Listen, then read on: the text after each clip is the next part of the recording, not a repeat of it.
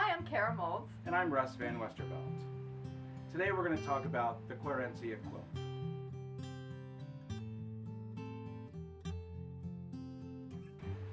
There's actually a story behind how we chose the 30 topics. We've been journaling for years and years at some of our different websites, and we decided to go through all of those topics that we've had and choose the ones that were best for people who might be in situations or in relationships with domestic violence.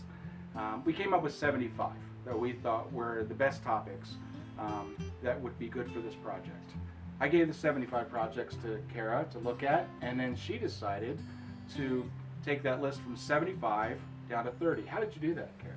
Well, I looked at them and I tried to create a process that someone would go through. So we started from having a vision for hope and then moving that person through the journey that it would take to find self-love and to let go of fear and through all those processes. So the 30 prompts are designed to be a journey to move one from vision to freedom.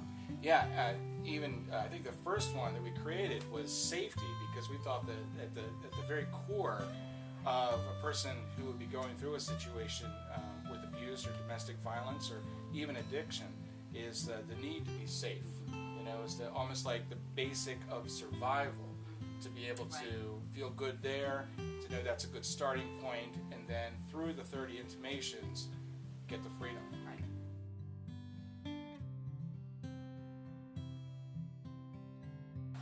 So I really chose this image because I think the complexity and beauty of it really represents the transformation that people will go through if they go through the process of answering these prompts. The transformation is interesting because in the prompts that we've posted, or the topics, they can't really tell what the image is yet because it's been very abstract. Very moody, if you will, in the way in which the images or the colors flow together. I remember when we started this project out, one of my colleagues said to me, you know, I cannot wait to see which image you choose for this. And after we put a few of the posts up, he said, I don't understand. It's beautiful, but what is it? And I just smiled. And I said, you'll see. You'll see. Which leads us really to the whole idea of what we're doing with the quilt and how these images are married with the words to create something bigger.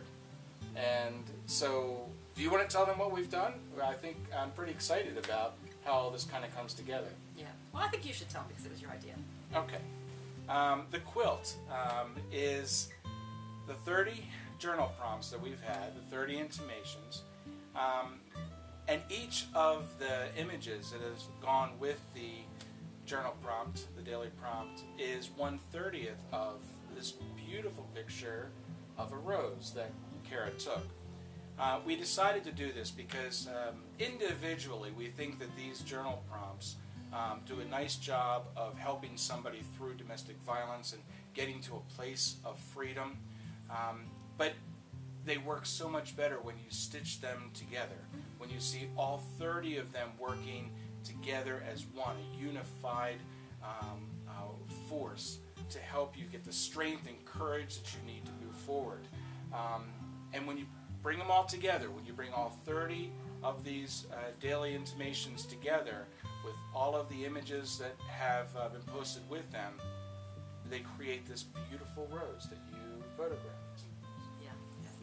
And also that each piece individually is beautiful. Oh yeah. But connected, it also has a different kind of beauty. Yeah. And that there's beauty in each piece along the way, and that's something that's really hard to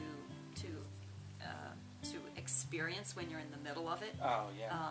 But spiritually, there is a beauty in our processes, and I think that this image represented that too.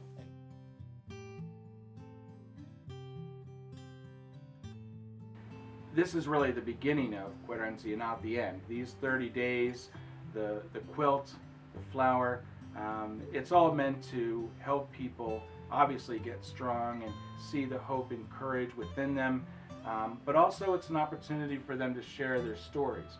The website is going to be all about ending the silence of domestic violence, sharing the real stories of people who have survived and thrived afterward, who have lived wonderful lives and continue to work with others and helping them in their struggles. But it also is a statement made to people who really don't understand domestic violence or who dismiss it. And I think that we're addressing that audience just as much. The two work hand in hand. You know, you got to build the people up who are going through it, and you need to educate the people who are ignorant about it. It's also really important for people who are making policy and who can provide resources to know what the impediments are, what the difficulties are for victims of domestic abuse, for example. You know, it's not always just as easy as, well, you should just leave. And you can't provide the services that people need if you don't understand the complexity of the issue.